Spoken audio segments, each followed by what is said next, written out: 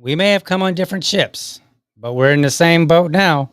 John Lewis, U.S. Congressman and civil rights leader.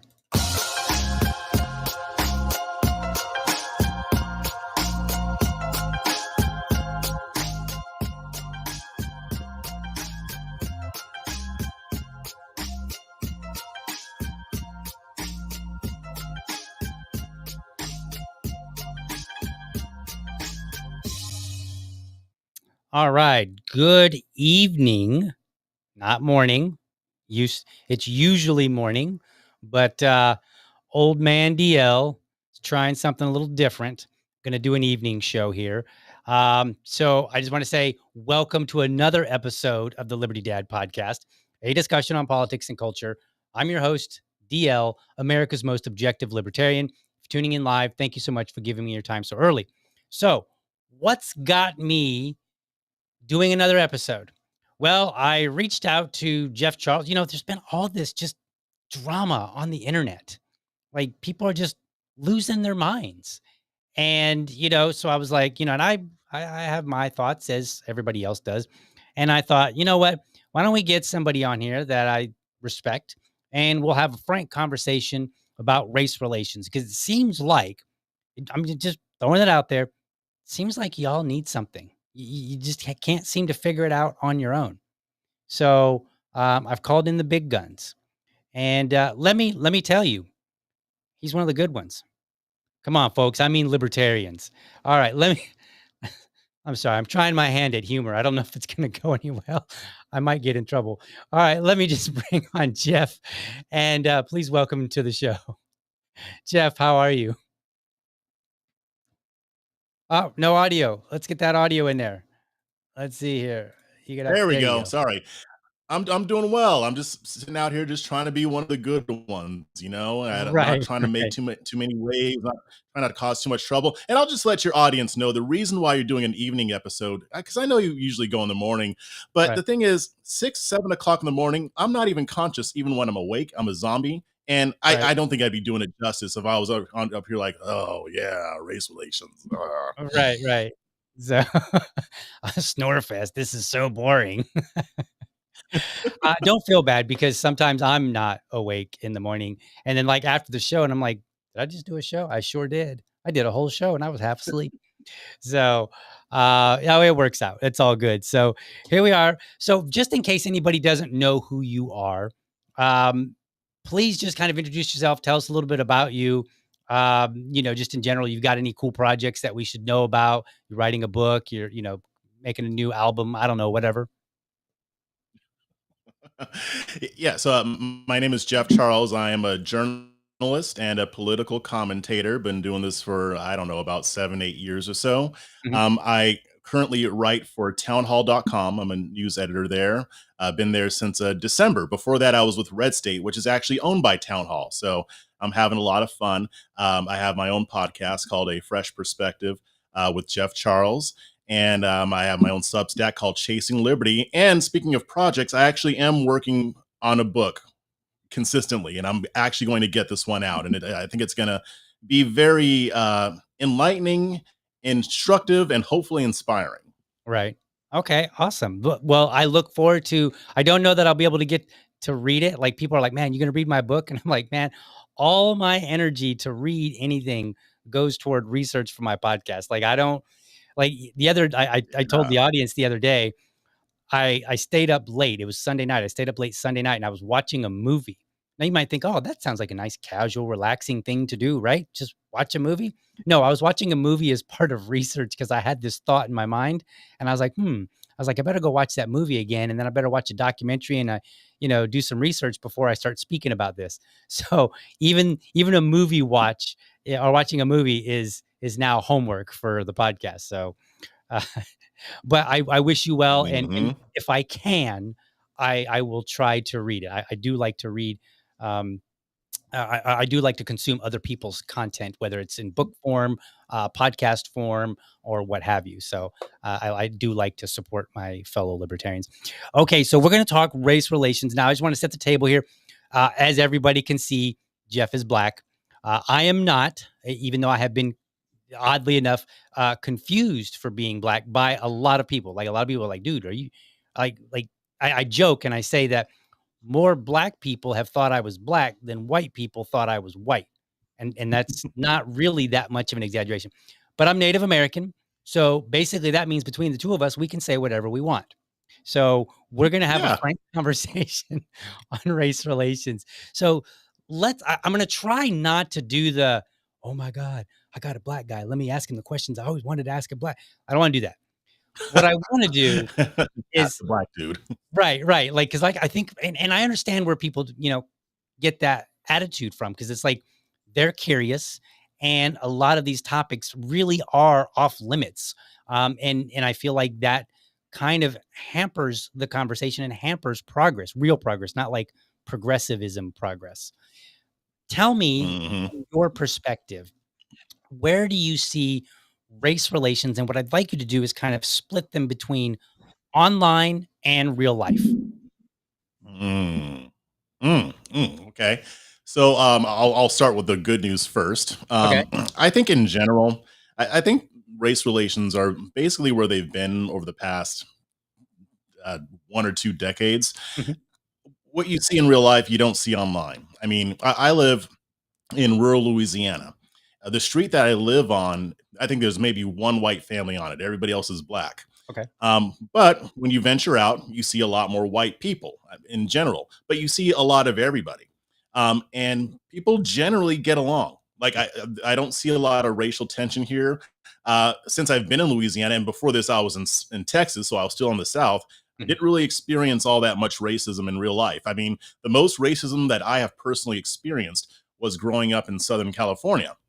Mm. Um, but even then, most people in general still get along. People are just trying to live their lives, feed their families, have fun, get by, and do what they need to do. So I would say, compared to, where this country has been in the past, race relations are not all that bad. There's still issues. I mean, I'm not pretending like there's this Pollyannish scenario going on right now. There's still issues, and a lot of them are caused by government. I'd say most of them are caused by government, Mhm. which I'm sure we'll get into. Yep. But I think overall, I mean, it's a big improvement over what it was, say, even in the '80s or so. But you wouldn't know that if you spent all of your time online Oh boy. because Yeah. yeah, race relations on especially on X or Twitter or whatever you want to call it, it's in the dumps. Mhm. I'm not really sure how it is like on Facebook and stuff like that because I'm not on Facebook that much. But on Twitter, I'm on that platform all the time. I Mhm. watch a lot of YouTube videos or listen to podcasts, and yeah, it's pretty horrible. But I think it's because it's a whole different world, right? In real life, you don't get rewarded in general for saying the most racist things that you can say. There's aren't a lot of people who are able to use racism to get clout, clicks, and cash, or to push a specific racial agenda, Mhm. which I think is really designed to divide us, while the elites and the ruling class do whatever they do at our expense. But yeah, it's horrible, and the problem that I think is happening here is that we have people online, influencers, who Mhm. want to make real life look more like Twitter. It's not there yet, but it could very easily happen, especially as more of us get online and as more of us become more chronically online and we're not engaged in our local communities, in our families, in our neighborhoods. So I would say online, it, it's horrible. It's like trying to go backwards to the '60s, '50s, and '40s. It's Mm. not quite there yet, but I think there are people who want it to be that way. Gotcha. So I have some theories, but I don't want to spill the beans just yet. I want to get your take. Um, Okay. do you, to what degree do you think people online actually mean what they say? Mm. I think it depends on who you're looking at. If it's an online influencer, there's a good chance that they don't mean, I'd say maybe 40, 50, 60, even maybe even on up to 90% of what they say. Okay. A lot of this stuff is performative. A lot of this is designed to get more attention, especially when X started doing the monetization model. That has Mhm. had good benefits. It's also had some horrible consequences. Right. People get monetized and rewarded for saying the most outlandish things possible. And what are some of the most outlandish things you can say? Well, it's going to involve race, right? That's Right. still a hot button issue. There are other ways to be controversial, but especially for people who don't really have a lot of substance, they don't have a lot of. Oh, seems like you froze up there, sir. Froze up, folks. We'll bring him back here as soon as we can. I will try to. If you can hear me, Jeff, we cannot hear you. We cannot see you. I mean, we can see you, but you're frozen. So um, either the X-Men have attacked you, or more likely there's an internet connection issue. So we will just hold up here, and then hopefully that will resolve itself here in just a moment. Oh, he popped out. He popped out. He left me on my own. And you know what that means, folks? That means that I have to fill in and start saying stuff. And because we don't want dead air. But then, I wasn't even in the middle of talking. So I don't want to divulge necessarily any theories that I have until he gets back and he can hear them. Once he gets back in, we will reconvene this conversation. But I think this is a necessary conversation to have, and I'll periodically make some humorous jokes and whatnot. And it seems like Jeff is a good participant in hearing some of my corny jokes. And hopefully I don't take them too far, but we'll see. When I start telling jokes, it's either they go very south and very bad, or they're just very corny. And one of the two options. There's like no in between. All right, so he's back. Sir, you were saying. What was a You were talking. I hope you don't freeze up again. You were talking. Well, I'm going to try to say this. We'll see. But you were talking about whether or not people actually meant it, and how influencers were the ones that probably don't mean it so much because it was this cash grab. That well, no, come back, please. So we might struggle a little bit here. So the reason that we're struggling, folks, by the way, is that Jeff lives out. I believe he's out in the rural area, and I don't like people that live out that way, only because I have trouble actually saying the word rural. And just if for some reason there's something about the word that I struggle with, and it's funny because we're talking about like race and all this racism.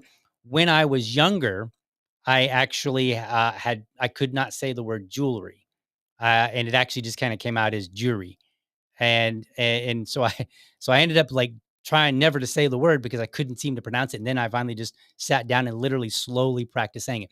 Now you might ask, like, why is it you have trouble saying a few words? Well, when I was a little kid, I bit my tongue almost all the way off, probably about halfway. And I had to go to the emergency room, and I had to have it sewed up, and then um, I had to have speech therapy. So probably to this day, that's part of what happened. So anyway, that was a fun little story. Oh my goodness, now he's back, but he's not back. So this is going to be a very interesting show today. We are talking to an empty chair. Clint Eastwood is somewhere around, and he's going to make a joke, hopefully, or maybe Jeff will come back. I'm not really sure. But we do have an empty chair, so that's a struggle. okay? You I there? was trying to see. I don't know what's going on. I mean, my internet. Yeah, it was working fine earlier, and now it's having issues. So I just turned off devices. So hopefully that helps. I'm Gotcha. sorry about that. No worries. We'll fight through it if we have to. So Influencers. Oh. yes. So what was the last thing you heard me say about? It was Uh, about whether influencers mean what they say, or yeah, mean what they say, and then you were going into X monetizing speech, and then everybody went bananas, and they were like, "Oh my god, I can say all the cool stuff." Not cool stuff, but you get my gist. yeah, exactly. And basically what I was saying is that a lot of them don't have any substance. They don't really have anything valuable to say, so they resort to using racism because that's probably the most hot button issue that you can use to be controversial. So Right. I would say probably I hesitate to say most of them don't mean what they say because it's really hard to tell sometimes. Right. But I think a lot of them don't really mean what they say, which in a sense is kind of a good thing because it means that they're not really racist, but they're pandering to racism Right. and racist or the racist element. When it comes to non-influencers, I think most of them probably mean a lot of what they say.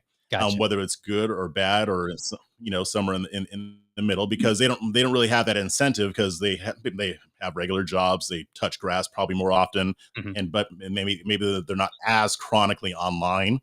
So I think you get more honesty, especially from people who are anonymous. You get a lot more honesty. So I would say that's kind of where it falls. Okay. I have this theory, and it's based on an experience my wife had. Now, you may or may not know my wife is Indonesian, so she's full on Asian. And she was at the store. This is a long time. This is actually during COVID, I think. I think it was right before. So it was in the latter end of Trump's um, presidency, I think. Or it might have been right after. I can't remember exactly, but it was sometime during COVID, I think. And she went to the grocery store and she was driving and she came back and she was saying, "Yeah, some guy yelled at me and told me to go back to my country." And I was like, "Wow." I was like, "This is the first time that she's experienced this." Well, what was very interesting is, um, a lot of her friends, some of her more liberal friends were like, "Oh man, them Trump supporters, like, I can't believe him." And she was like, and she blew their minds because she was like, "Well, I don't know if he was a Trump supporter because I didn't really talk to him." She goes, "But I could tell he was a black man." And all of a sudden they were like, Mm, they didn't know what to say. They were like, what?" Because like, and so my thought of that whole, because I've seen similar situations play out. And there was just mhm. basically he wanted to go one way, she was trying to go another way, and they had a disagreement. And he got mad and said, "Go back to your country." I think that what happens often is that people, when they're angry, they reach for an insult they know will hurt, whatever it is. So, like, Right. when I was growing up, it was always, insults about being short, or maybe somebody would joke about your mama, they'd be like, "Oh, your mama," and they would say some, like, maybe nasty joke or whatever, and then, like, everybody would laugh at you, and the idea being, like, whatever characteristic is about you, that's the one I'm going to pick. So if you're Asian, then I'm gonna, say something about your squinty eyes or something like that, right? If you're black, I'm gonna maybe Mhm. say the N word or something else, right? Whatever, whatever thing that, Yep. if you're really tall, be like you linky, whatever, something like that. And I think that applies in real life and online quite a bit. Would you agree with that? And if you don't, why? Yeah, I would say it probably happens quite a bit, Mhm, especially, I mean, online, it's kind of a cesspool, mhm, especially in the political realm like we're in. People will get really angry. And I have no problem believing that people who might not normally be racist might use that if they get mad at an individual. Because mhm. for all I know, this black dude who said that to your wife may have Asian friends, Right, but he knew, he saw, oh, she's Asian. What's the worst thing I could say to her?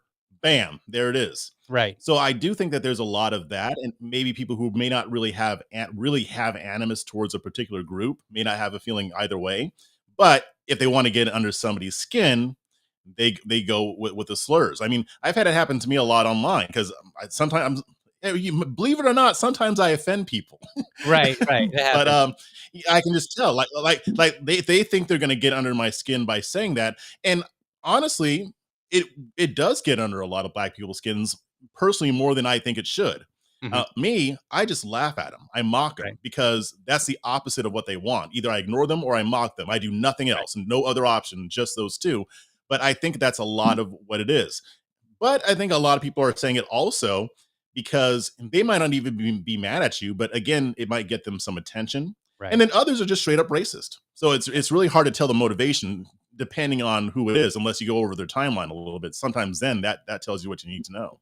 Right. Yeah, and I guess I'm coming from a place where I wanna, one of my features that I like to try to do is operate on, when I say something, I'm speaking with, with a wealth of information that can back me up. So whether that's I'm Mhm. talking about, the latest thing that Trump did, and then I go and I do my research and I'm trying to make, because what I don't want is I don't want to say something and I don't want people to be like, an easy win and be like, "Dude, you got that all wrong. You didn't even take one step into Google, right?" And I treat Yeah. people like that as well. So I'm like, "All right, well, if you say something, if you tell my wife to go back to her country, I'm going to start with the assumption that you were just mad and you reached for an insult, and it wouldn't make sense.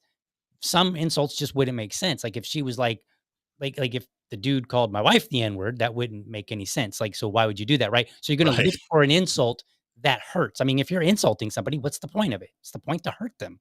Um, Mhm. and so I want to take a generous approach and say, all right, once, maybe twice, you were just angry. If we start seeing repeated behavior, well, now we might have a problem. Right now there might Right. be some substance where it's like maybe you really are racist or a bigot or whatever the case may be. And that's just where I am. That way, when I say, "Hey, you're a racist," man, I got receipts like for days. You know what I Yes. mean? And Yes. that's kind of how I like to approach things. So, um, what is I'm trying to think of where I wanna take the conversation because there's, like, so many different directions. So let's take something relatively recent because this is driving me bonkers. Black fatigue. Oh Like, yeah. I don't here's like, I don't thi I think people are saying it. I don't think they have any clue what even just the surface level meaning of those words. I know there's some history behind the phrase, but I mean, even the surface level, like, okay, like, because I get it. Black fatigue is supposed to be this idea where, man, we're just tired of black people's behavior and we're finally speaking out. And the interesting thing, I'm like, every behavior that I've seen attributed to black people, whether we want to say it's all black people or some of them, whatever, they're not new. And like they're decades old. Like if somebody's like, oh, black people are loud. And I'm like, well, sometimes, right? Like, I've seen it, and I've seen movies back in the '90s where, like, I think it was the Wayans brothers, they would make fun of, particular behavior that was more common in the black community. So I'm like, none of these things are new. So how is it that you suddenly in 2025, like, it took you 30 years to get fatigued? Is that what you're trying to tell me, or longer? Because, just it doesn't really make sense, even if we assume that all the behaviors that they're saying are legitimately true. Right? So what's your take on this black fatigue and why people are saying it? I think they're just jumping on a bandwagon personally. I think that's probably the bulk of it. People are jumping on another internet fad. I hate to sound condescending, but Mhm. I really believe that this is true. Most of these people don't form their own opinions. They Mhm. outsource that. They Okay. allow influencers to form their opinions for them. And then they'll hear a message that maybe resonates or maybe just something that they want to believe because of their political team. Because you're not going to see people on the left saying this. It doesn't align with what their team says they value. Mhm. But I think that that's a lot of it. I think what happens is an influencer will push a racial narrative, and a lot of times it ends up distracting us from the important stuff that's going on. And then people online just tend to be sheep. There's something about social media, I think, DL, that takes an otherwise rational person and destroys their ability to think critically about the Mhm. messages that they're receiving, especially if it's from somebody on their political team. So most of these people saying black fatigue have never put any thought into it. They haven't sat down and thought about, well, what is black fatigue? Why do I feel black fatigue? I think maybe there's some actual valid concerns there or some valid issues, but I would say people who think they might have black fatigue probably more have white progressive fatigue because Mm. they push a lot of the division, right? And Right. especially when you get into the news media, Mhm. which people on the right hate for good reason. Right. I think that that's what really they're rebelling against, but they just end up blaming it on us. I mean, a lot of these people are the same ones who will call black people victims, or we have a victim complex.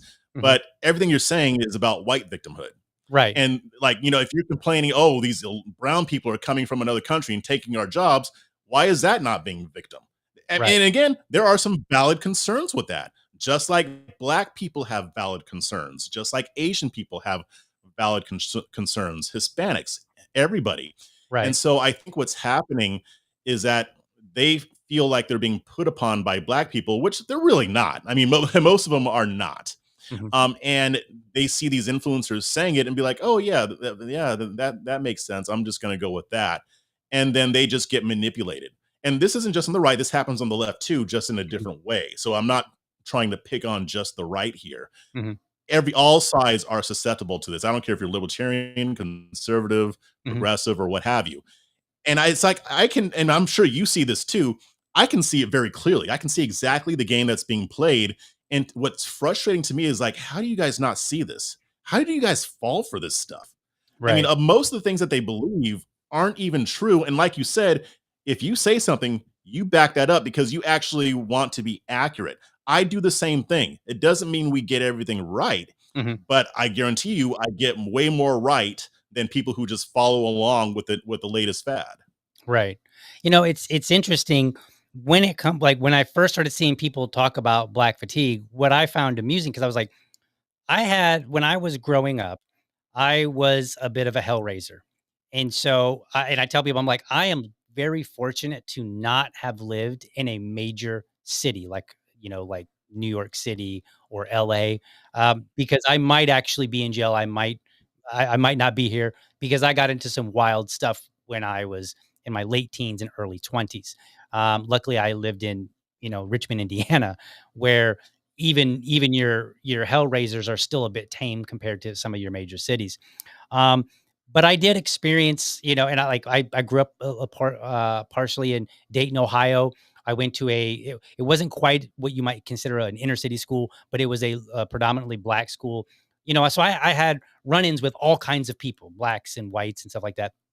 And it's just very interesting because even when you account for all the negative experiences that I've had for any race, really, whether it's white or black or whatever, but since we're talking about black folk at the moment, even when you consider all the negative experiences that I've had with black people, and I ran in bad circles, so I got to meet a lot of bad actors.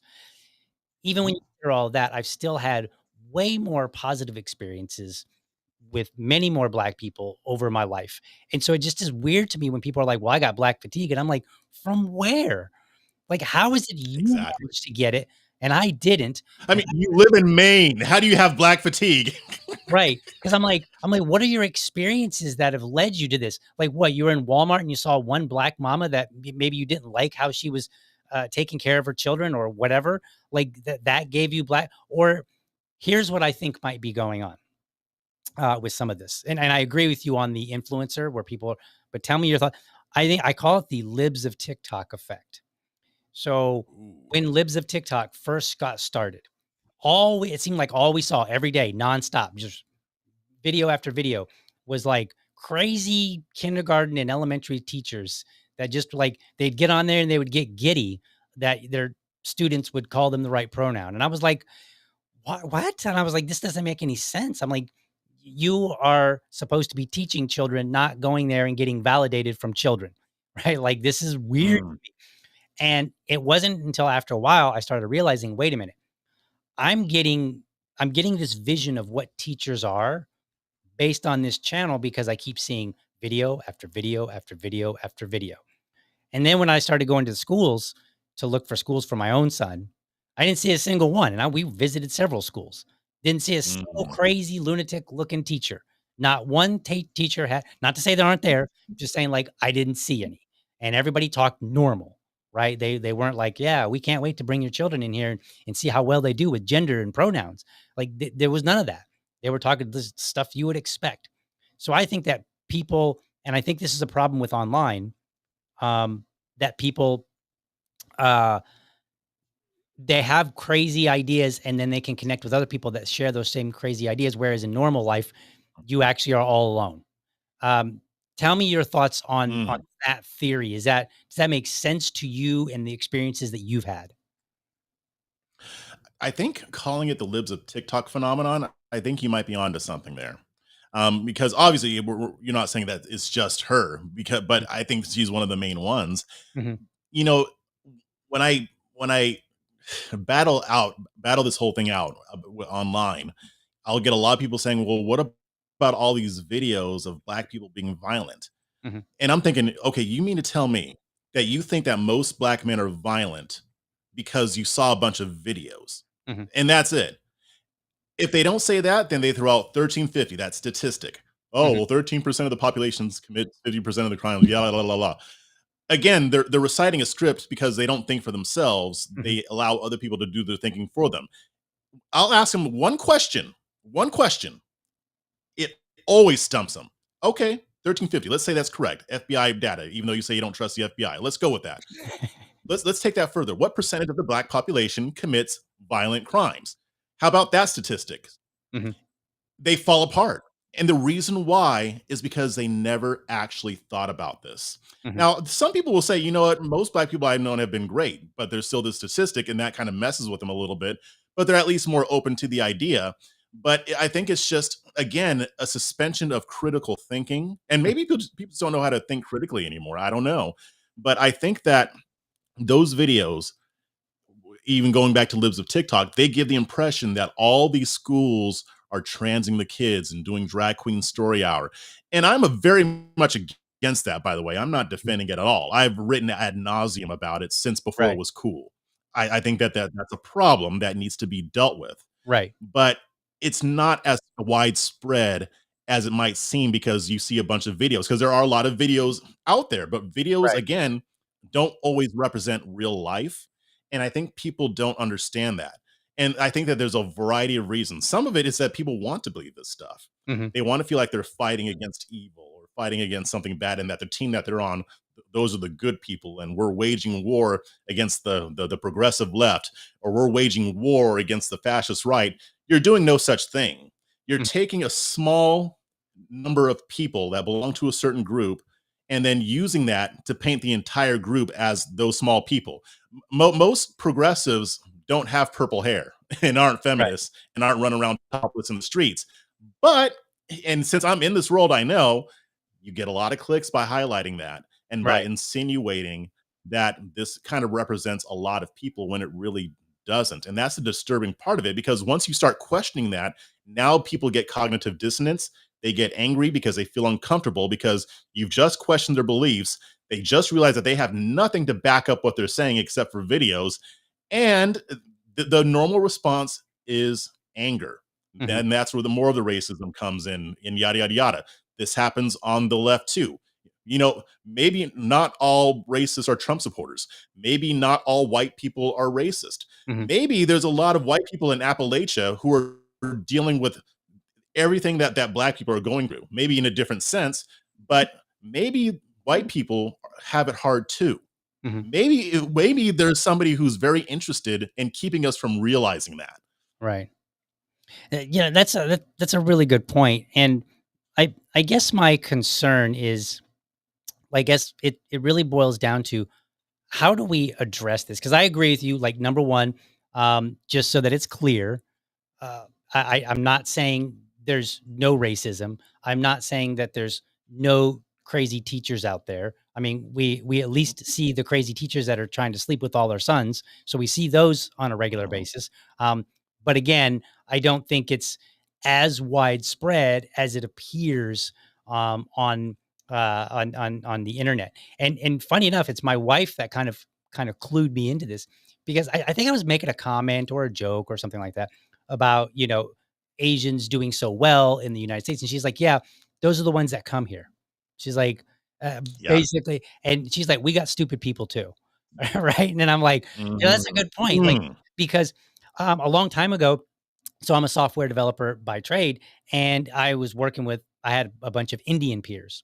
And I asked him, I said, why is it that I only see like Indians who are like doctors or restaurateurs or engineers of some kind? And they were like, that's what your government lets over here. Because I was like, I was always curious. I was like, don't Yes. you guys have some mechanics that Yes. might want to come over here and have a job? And they're like, yeah, but your government won't let them over here. So therefore, what we see are all these like super duper nice ones. But then we hear the crazy stories online of, like, some couple that went where they weren't supposed to go in India, and then they had a very awful, terrible experience, right? And it's like, wow, that Mhm. just seems really, So I think I'm not sure what the answer is, because it feels like there are forces and things going on in every which way, right? And then on top of all of that, on top of all of this smoke screen of what appears to be true but may not be true or have a sliver of truth, on top of all that, I think there are legitimate grievances on all sides, right? Like, Sure. when black folks say, "Hey," like, like, I had a friend when I was growing up. We walked into the grocery store, and as we were getting ready to leave, the cashier was like, "Excuse me, sir, can I see what's in your pocket?" And she was pointing at my friend, and then he had to show her that he had nothing in his pockets, and then we walked out. And Mm. he was a black guy, and he was very upset because he was like, "She didn't ask you." And I was like, I don't know what to tell you, and I think there are fair grievances But then I think there's also grievances where people are like, hey, I got a problem with the way that some Black people are acting. Um, so I think there are legitimate concerns that need to be worked out. What is the answer? You know, actually, before I get to that, I have a question. Have you heard of the model minority myth? Yes, that usually is applied to Asians. Yes. Yeah, but it's also applied to Nigerians. So Okay. a lot of people will say, "Oh, there's no racism because Nigerians come over all the time and they become engineers or what have you." And then I have to break it down just like your wife did. Most of the people that come here don't come from poor families. They come from wealthy families. They've already gone to university, then they come here and they do very well. So that's not really a good example, but that's kind of leading into what your question was. I think a lot of it is people realizing that they've been lied to, Hmm. um, and that they have been deceived, Hmm. and I think deliberately so. I have a good friend of mine. His name is Ross Schumann, a white guy from rural Texas, born and raised on a ranch out in Dime Box, Texas, which is out in the middle of nowhere. That's Hmm. where he spent most of his childhood up until adulthood. Hmm. And he told me, we had a black neighbor, but other than that, I wasn't really around black people. And I believed a lot of what I saw on TV. I thought that a lot of black people had problems with criminality, drugs, Hmm. gangs, and all this stuff. And I felt like my neighbor was the exception to the rule. Right. Then he joined the military Hmm. and traveled to California, spent time in Los Angeles, I think, or maybe San Diego, but other parts of the country where he was around more black people. And he said that that's when I realized that none of this was true Hmm. because not a single black person I met actually fit that stereotype. Right. The only way I think to break this is for people to talk to each other honestly and in a way that is productive. Hmm. That is what the elites don't want. Here's the thing. Right now, back in the 80s, we didn't have the internet. So Right. people were forced to talk to each other face to face and be able to deal with each other and figure a lot of these things out. But what's amazing is that we can communicate with people all over the world and look at what we use it for. Hmm. Like Daryl Davis. You've heard of Daryl Davis, Oh yeah. right? Oh yeah. I've talked about him a lot, and I make people on the right and the left angry when I talk about him. It's very interesting. Exactly, exactly, and he pisses off both, because his only agenda is sitting down and having conversations and having understanding. There's reasons why so many KKK members gave up their robes after having a relationship with him, Hmm. because they saw, well, wait a minute, here's a black guy in front of me. He doesn't act anything like what I've been told. Right. And Right. and he's told me about other black people, and you hear his stories, and I'm like, yeah, that it's really that simple, deal. Like we make it so complicated. It's really a matter of people having these conversations with honesty and productivity, people coming together and just realizing that maybe they're not so different. Like I Right. mentioned, the poor white guy in Appalachia has a lot of the same problems that the black person in Baltimore has. They may Hmm. look a little different, but they're trying to make their ends meet. They're having trouble. They're getting screwed by the government. It's amazing. And I think if there was a way to facilitate those conversations, a lot of this would go away. The problem is they have conned us into not having these conversations. Hmm. If you're being indoctrinated to believe that the other is evil, why would you sit down and have a conversation? Why would I want to sit down and have a conversation with an out and out Nazi? Right. Well, when you call a whole group of people Nazis and you've got people who aren't very educated, so they don't know what Nazis are, that's what happens. Hmm. When you call, most black people violent criminals who don't take responsibility, yada, yada, yada, look at these statistics. Why would they want to sit down and have a conversation with a black person that they think they're going to get shot? It's Right. stupid. It sounds really stupid, but it Right. is stupid because there's something about the the division and the vitriol that we're seeing online that is just making a lot of us stupid, like idiocracy. That stuff is happening, and I Right. don't think we see it. Like that was not supposed to be prophetic. It was supposed to be funny, Right. but now it's not so funny. Yeah. Here we are. Right. And to me, exactly. I mean, if you have a guy who hates black people, you get him in a room with a bunch of black people. Maybe they don't know he's racist, and Mhm. they just hang out and have a good time. I guarantee you that person's not really going to be racist for much longer. Right. It's impossible because now you've seen and experienced the evidence that the beliefs that you held are inaccurate. Right. I don't know how we get out of this. I don't know how we get people to where, they're actually talking to one another. Yeah, I mean, it's very because I've thought about it over the years, and it's interesting. I like to observe humanity and then just kind of come to various thoughts, and sometimes they're right, and sometimes maybe they're just crazy. But one of the things that I noticed years ago actually was with the gay community is like you were having not you, but we were like as a country, we were having this debate about what rightful place do gays have in society? Should they get married? Should they come out of the closet? Blah blah blah, all that good stuff. Mhm. And what there were a lot of stories about somebody who came out of the closet, their family disowned them, so on and so forth, and or But I also heard stories where somebody was very like homophobic, and I mean like in the literal sense, not the sense now where somebody's like, oh, you said a gay joke, you're homophobic, right? Like they would actually say like, Yeah. I don't like gays or something. They would say something like that, right? Um, and then they would meet a gay person and kind of like Daryl Davis. And then they would start with when people would say, well, why do you hang out with this gay people? I thought you didn't like him. They would say, he's one of the good ones. Right. And I've kind of held on Mm. to that phrase. I say it jokingly sometimes, but I think that is the first step in people changing is like if I thought that black people were just all, gangbangers because, like Bone Thugs and Harmony and Tupac and you could see my age here. Um, but And you're old. all right, right. Like, well, I don't know what gangster rap is like today, but back in my day, it was pretty rough. And so, like, Yeah. if I thought that black people were basically that represented black people, and then I meet you, and let's just say you don't even like rap music, which I've had some black friends that don't even like rap music. Like they like Mhm. guitars and rock music, right? And then you're like, wow, he's one of the good ones. And that's like a start. And then I meet another black person. I'm like, wow, he's one of the good ones too. And then all of a sudden, one of the good ones starts adding up where it's like, man, there's so many of them. I have to acknowledge that something about my ideas was wrong.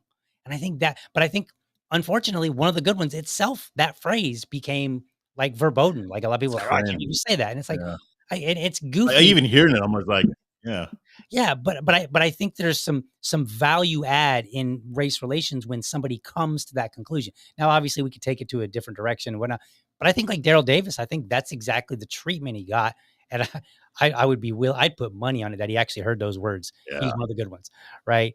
So I think now I want to ask you a really serious question, and I asked this to Sarah. Do you know who Sarah Higdon is? Yeah. Yeah. So I asked her this. She was on the show a while back, and I asked her, and she agreed with it. I want to get your take.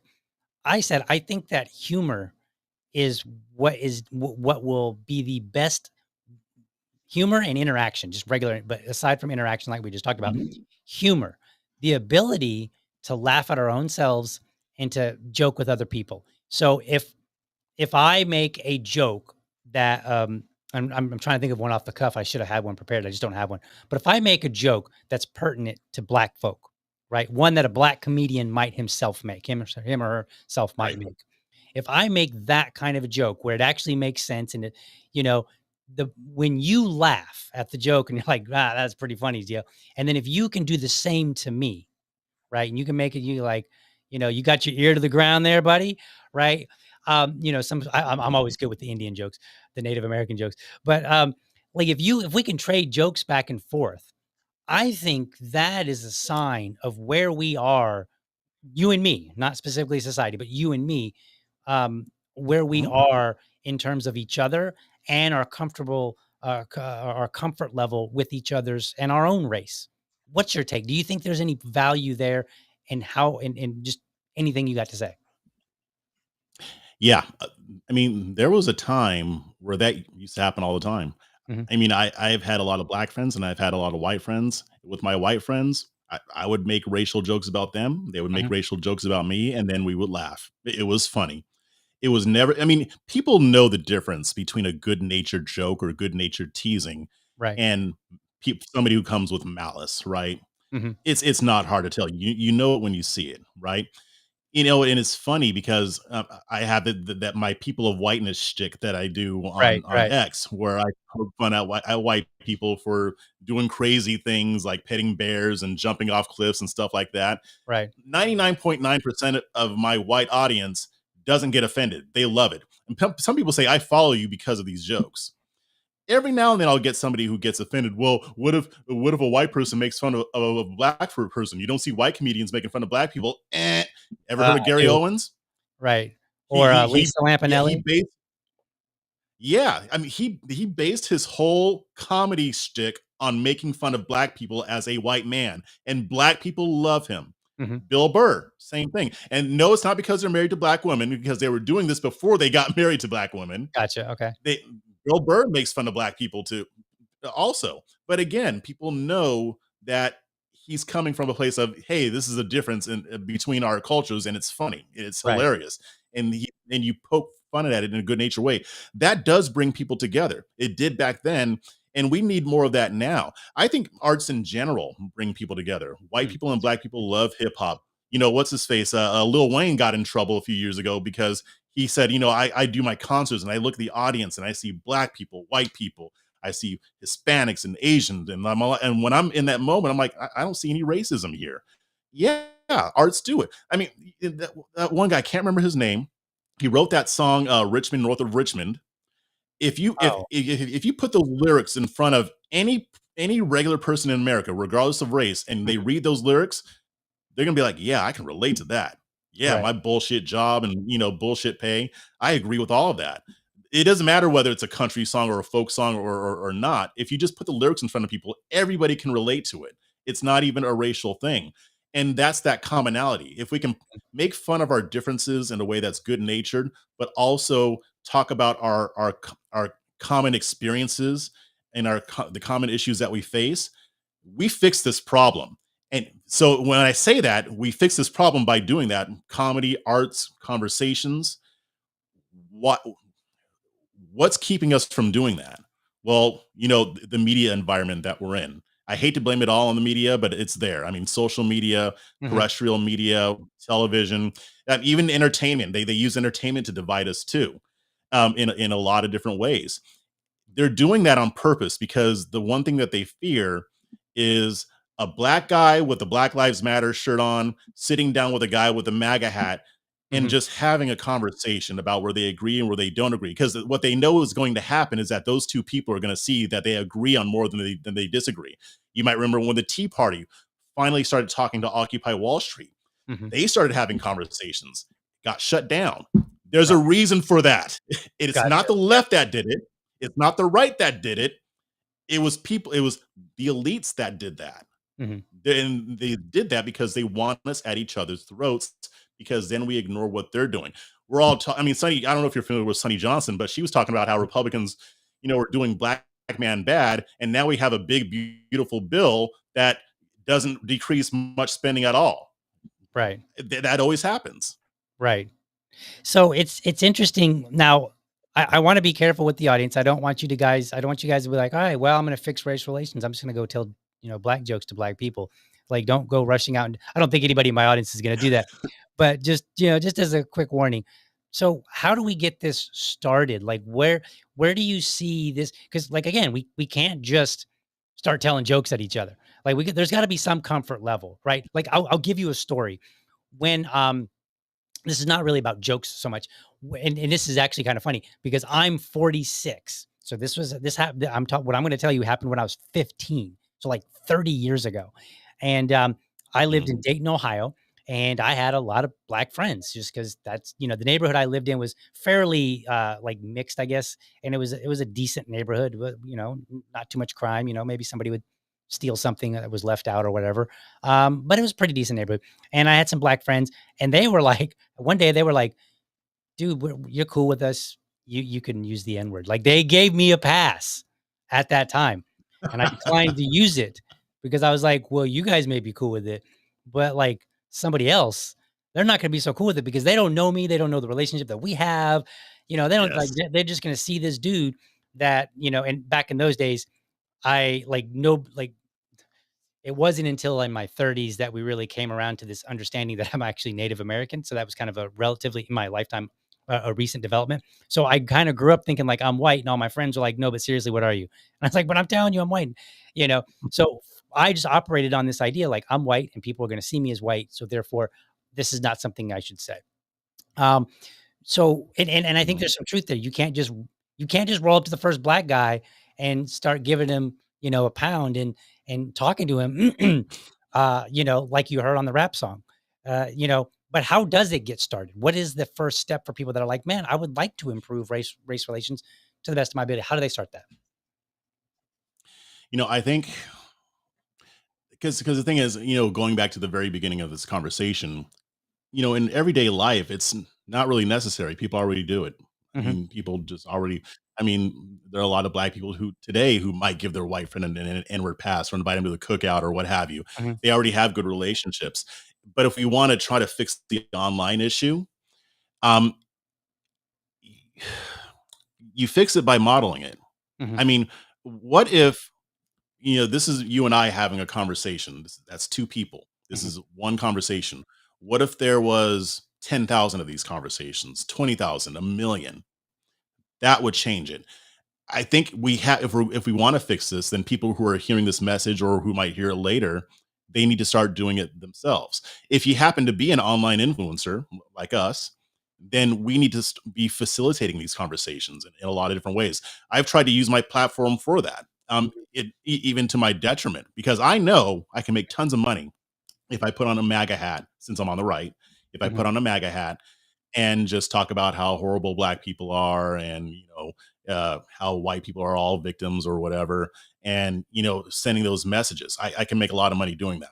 Or I can go on the left and just call all white people racist, Hmm. because people that's what they do. Instead, I've chosen to build a following based on my actual principles and values that I will not sacrifice for money. Hmm. um, I think it's an uphill battle because more influencers than not are willing to sell out in that way and drive division for money. Hmm. I think that really continuing to put those messages out there, regardless of which team you're on, maybe buck up against their beliefs a little bit. If you happen to be on the left, maybe you buck up against the idea that most white people are racist, Hmm. because they're not. If you're on the right, maybe you buck up against the narrative that most black people are violent criminals who hate white people, because it's not true. So Right. to me, being it takes a level of courage, because you're going to get criticized by both sides for doing this, Right. because that's they want you to fall in line with what you're supposed to be doing. But I think, like, us having this conversation, you having me on, and us having these conversations, all of that helps. When people can see that, can look at their screen and see a white, or in your case, Native American, and a black guy. But I mean, I've had white guys on my show who I disagree with on these issues. We had a civil conversations. We're friends. We need more of that. Hmm. We do. And I see more people doing that in general, not even just about race, but people willing to sit down and have conversations about stuff they disagree about. Gavin Newsom had Charlie Kirk on. Stuff like Right. that is very helpful. We don't have enough of it. And so I don't know how we convince people to do more of this type of content, but if we want to fix race relations, at least online, so that it doesn't seep over into real life, Hmm. that's what we have to do. I mean, we have to be willing to say the hard truths and to have these conversations. I don't think I need to always say, "Oh, you're being lied to. You're being lied to." There are other ways to show people that they're being lied to without even saying it. Right. So I think that uh, promoting a sense of nuance and critical thinking Hmm. and modeling that through conversation, I think that helps. That was kind of a convoluted answer, but I'm actually kind of thinking it out while I'm talking. Sure. But I think that that's what it takes. So it sounds like it boils down to we got to have conversations, and for those who have any kind of a platform, they need to be the ones that are willing to say what needs to be said, not what gets money. And that's what I've been like. I'm like, look, I will say, well, I hold to, I will use the English language at my discretion. Period. I think somebody tried to call me out a long time ago, and they're like, "Hey, please don't use the word retard." And I was like, "Look, I'm not going to call like if I call somebody that's mentally disabled a retard, call me out. rain hell down. I mean, not like Mhm. physically or anything, but make me feel bad for it, for sure. Which I hopefully would never do. Um, but I said I will use the English language at my discretion, and and I'm not afraid to say, like, I'm not afraid to ask a question. Like earlier, I think a lot of white people would have been very nervous to say, well, some of that black fatigue does come from behaviors that we have observed. What about that? Right. Like, and I think a lot of people would be very uncomfortable saying it. And that's fine. For those who are willing to step out, we need to, right? Like, we need to say, like, okay, well, there is some truth here. Let's talk about it. Right. That's kind of my takeaway from what you said. Did I understand you correctly? Yeah. Okay. Yeah, pretty much. I mean, I think yeah, I think, when people do those things, because the thing is, there's a difference between saying things just to offend people and then Right. maybe just saying something you feel and it happens to offend people. Like if somebody didn't like if I was, hanging out with somebody and they didn't like me using the word retard, which I don't use all that often anyway. Mhm. But if I know that that bothers him, I won't use it around him. Fine, Right. fine. I'll Right. respect that as long as they're not trying to make sure I can't say it at all in any context. Right. Because in Right. that case, they're trying to control me, and I got problems with that. But it's really just a matter of having some mutual respect. I mean, people who I like say things that I don't like sometimes, Mhm. but since I know them, I know that they're not a bad guy. I just happen to maybe disagree with something that they're saying. I Right. think a lot of it too is that when you start to really get to know people and you actually start having conversations and saying, maybe that's not a good one, maybe that's not the exception, maybe that's the rule, then maybe you don't judge people by their skin color or sexual orientation or what have you. Mhm. Maybe if you see a group of people who look a certain way, acting a certain way, you don't say, oh, this means that the Jews are trying to control the world. Well, Right. I mean, yeah, there are some Jews who are doing that, but it has nothing to do with them being Jewish. Right. Like, there's nothing about being Jewish that makes you do that, right?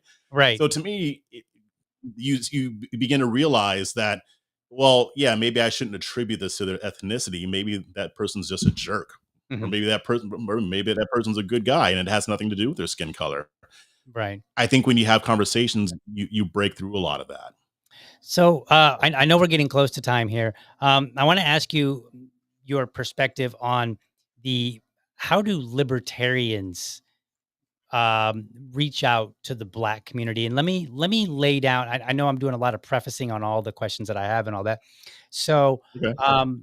I think a lot of libertarians kind of eschew the idea of reaching out to the Black community because I think they have this mistaken belief that anytime you look at people as a group, you are collectivizing and therefore bad. And I think it really depends on what you do, because I think in the reality, the real world that we live in, we see people in groups. Those are black people, those are white people, those are cyclists, those are the Jeep drivers, right? Like, we have all of these different groups within our society. Some are more loose, some are more tight knit, depending, like, you've got the Amish who are pretty tight knit. And so I don't think it's necessarily bad to say we would like to reach out to a group in general. Um, but I think we have to be careful. Like, you could have somebody that's like, well, let's reach out to black people. Go get all your rap music. Right. And I think I wouldn't call that racist per Yeah. se, so much as just maybe a little bit of ignorance. Like, Cringe. yeah, cringy, right? Is that's the new cool word. We used to just say like ignorant, or as Chris Rock would say, ignorant. Yeah. Um, so Ignite. yeah. So, like, how do people how does the Libertarian Party, because here's my thing, and feel free to disagree. I think I think there are two groups that should totally be in the bag for libertarianism, just based on my observation. Christians, I think they should Mhm. really take a liking to libertarianism. And I think, uh, because they value their freedom of religion. And then the Black community, because they have had a lot of injustices, over the years. Like, there is police brutality, there is excessive policing. There are all these other issues, and I think both groups would find an amazing home in the libertarian world.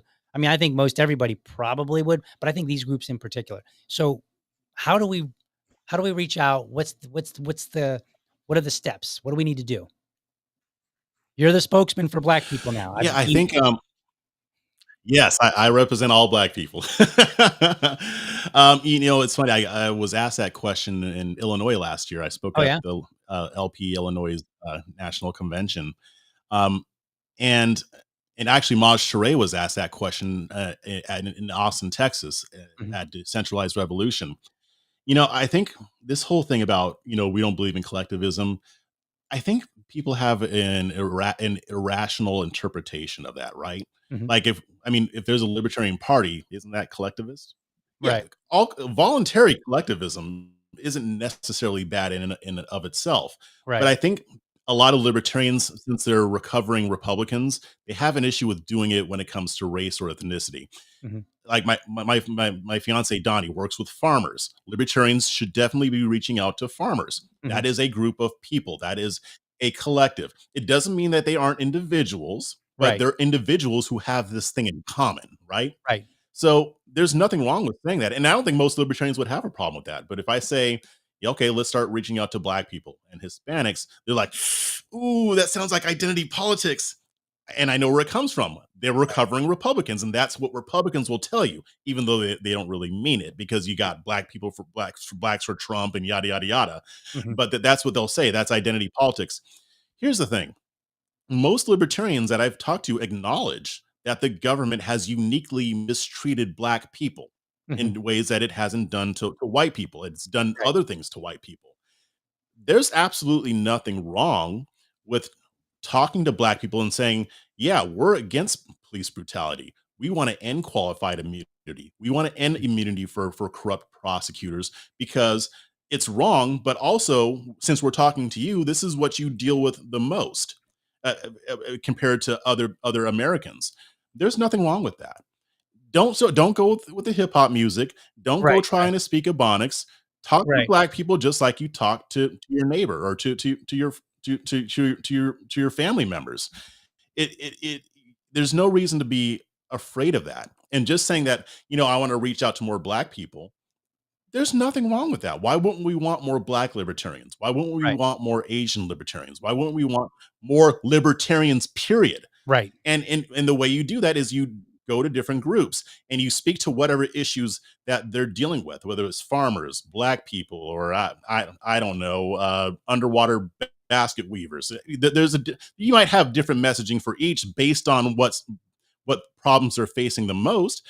That's fine. Right. Use that. But there's nothing wrong with it. I mean, and here's the thing.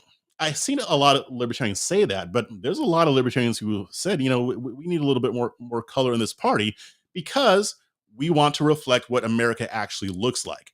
A lot of the people that I see arguing against that, and I know we're not going to go into that we don't need to, but they're like the LP New Hampshire type folks, but they have a different agenda. So of course they're going to be against it, and they'll say it's because of identity politics. I think it's for a different reason, but there's no reason to be afraid of this. Most of us don't have those types of beliefs. We want more people in our party, regardless of the race that they are. So to me, there's no need to be afraid of that. Yeah. Now, if you start going into wokeness and stuff like that, if you start approaching it the way the far left does, yeah, that's a problem. Don't do that. Right. But we already know not to do it. Right. Again, if we're a lot of us are recovering Republicans or conservatives, we already know how to avoid that stuff. We can do that without becoming Al Sharpton. Right. I totally agree. And I think it's interesting because I think rather than thinking of in terms of collectivism, like I'm asserting 100% about the entirety of this group.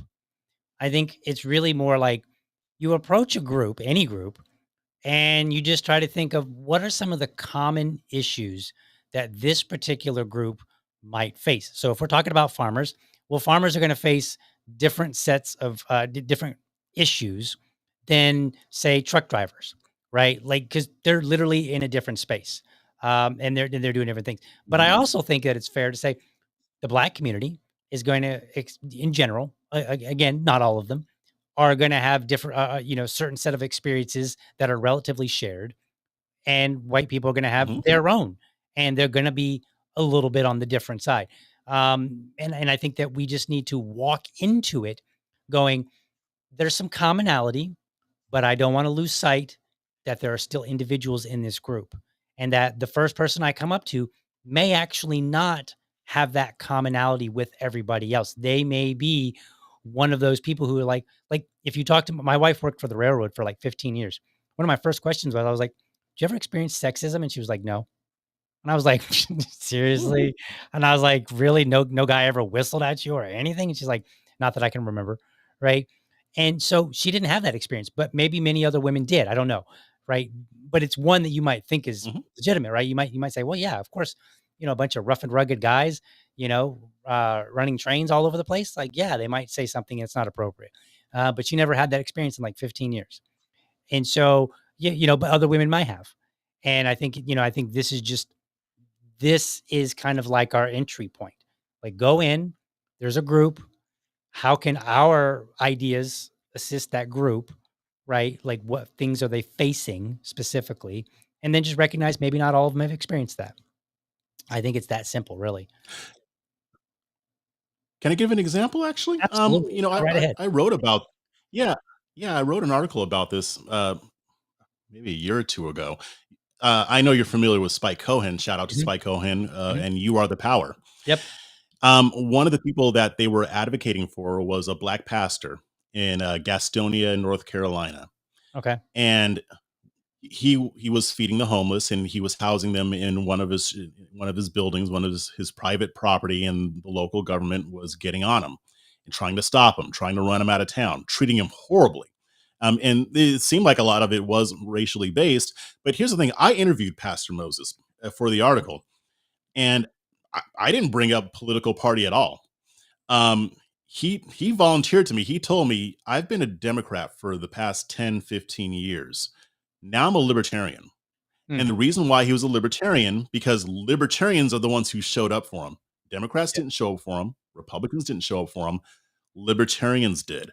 Mhm. That's how you reach out to the black community. You show up and help. That's how you reach out to everybody. Yep. If it's Hispanic, you show. If the government's abusing them, you show up and you try to help them in whatever way you can. You educate them, or you help them, or you protest, you blow their stories out, whatever. That's the way you get people to see the value of libertarianism. You put it into action in a way that benefits them. That is the most powerful way to convert somebody. Way more powerful than saying stuff online, which is fine. We have online platforms, nothing wrong with that, but Right. that's what's going to get people. Yeah, no, to follow your story, if you don't mind, that reminds me. Mhm. So we were talking about Daryl Davis. There's another person, and you might find this interesting. Her name is Dia Khan. She is I think she's a Muslim, and she's from Great Britain. I think I'm not sure exactly where she's from, but she came here back in like 2017, and she went to the Unite the Right rally. And her Mm, goal was, she was doing a documentary called, I think it was called White Right Meeting the Enemy. I think that's what it was called. So anyway, she met a guy, and it turns out he actually lived here in Jacksonville, Florida, and his name was Ken mm, Parker. And she met him, and she had these lot of conversations with him. She actually even came to Jacksonville and met with him. And there's an interesting scene in this documentary where she's reading all these horrible names that people called her. And then mm, he's bristling. He's kind of like getting uncomfortable. And she's like, "Why are you uncomfortable?" She's like, "Because he was with real white supremacists." Okay. We're not talking about the people that say something stupid and we're like, "Oh, you're the white." We're talking about the guys yeah. that are like, I'm not going to say it so people don't clip it, but the people that say they are a white supremacist, right? These are the guys that have like a swastika tattoo. Like, these are the real deal. And so she was like, people that you're around say these things. Why are you so uncomfortable? And so, anyway, through that conversation, she was like, she asked him, she's like, "Why are you so nice to me?" Because he asked her, he was like, she was like, "Do you want me to say these things?" He's like, "Yeah, I would appreciate it if you didn't." Like, he told her not to use these Mm, words that he would be the one using, right? And so then he gets to this point.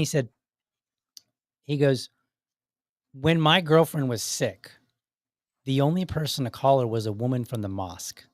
He said she called up to mm, ask how we were doing.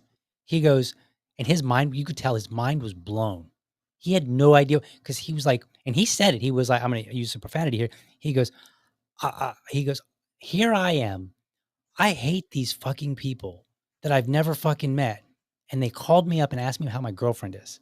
And he's like, and he said, I was like, I'm done with the mosque. He's like, I'm not going to mess with them again, you know? And then scroll forward, a local black pastor just happened to see him. I don't know if he knew who he was or not, but he reached out to him and literally invited him to a barbecue.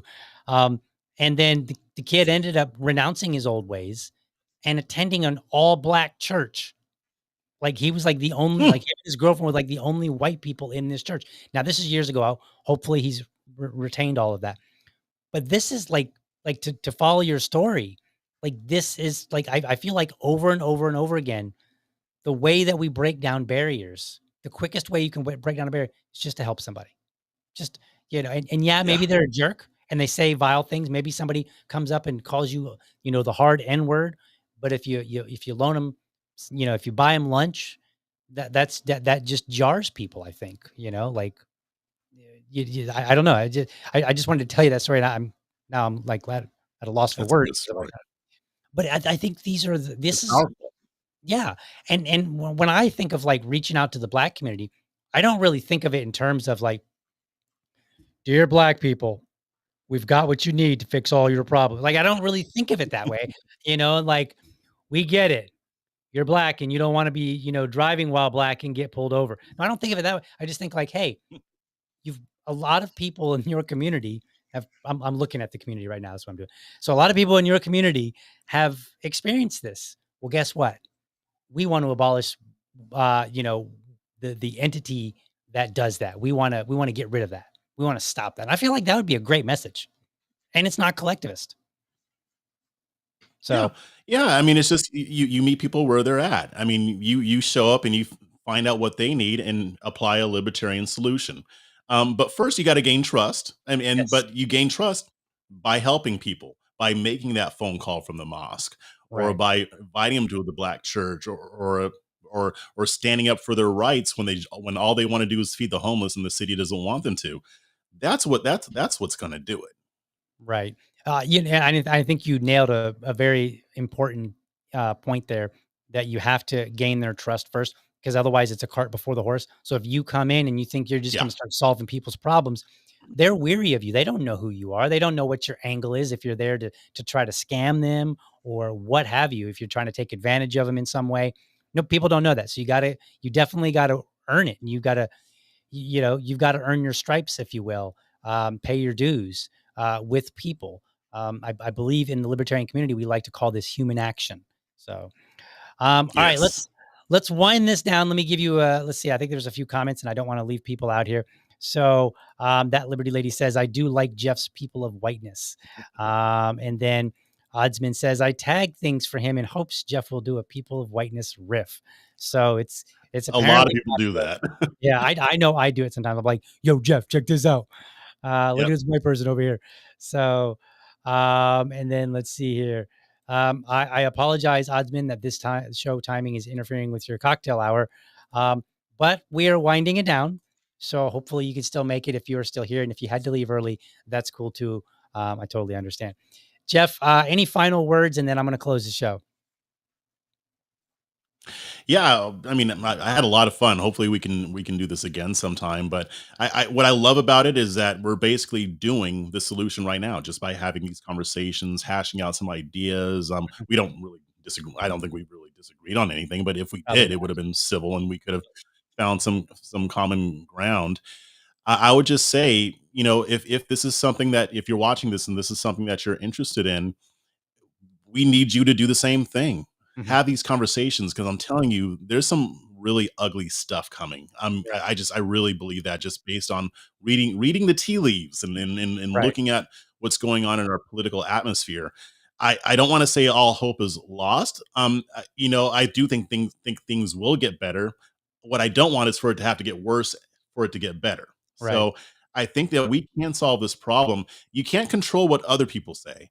Mhm. You can control how you respond to it. You can Right. control what you say. If there's somebody on your team or whatever saying things that looks make the movement look bad or doesn't reflect you, it's okay to say so. They have the right to say whatever they want to say.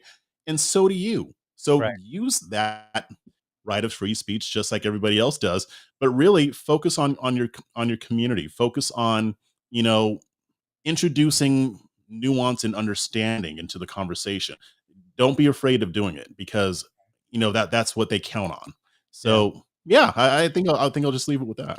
Okay. And maybe in the future we'll, when I see a topic pop up that gains, that gets viral, like some give send go or something like that, and people are just chatting about it, maybe we will do a show and, we can talk about the uncomfortable things and just kind of show people like, hey, this is how it's done. This is how if you're black, this is how Yeah, you respond to these kind of questions that may or may not be uncomfortable. If you're white, here's how you ask some of these uncomfortable questions in a way that doesn't come across as, as rude as it might. So maybe we'll do that. yeah. So I think that'd be fun. All righty, sir. I'm going to put you backstage. If you need to go, that's fine. I'm going to close out the show here really quickly. And then if you're still backstage, then we can chat for a moment. And if you got to go, that's fine too. So, all right. Okay. Folks, thank you for watching. I hope you enjoyed. I hope you got something out of it. And maybe I will. Maybe in the future we will do this again.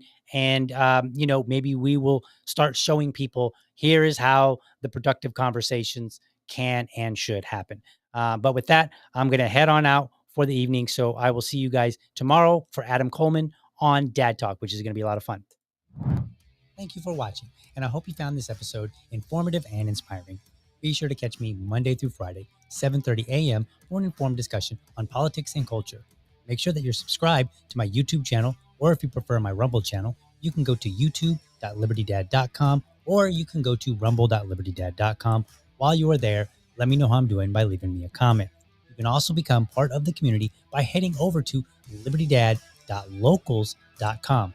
Remember, if you're a champion of liberty, your business is people and your product is liberty. I want you to have a great week. Catch you next time. But for now, I'm out.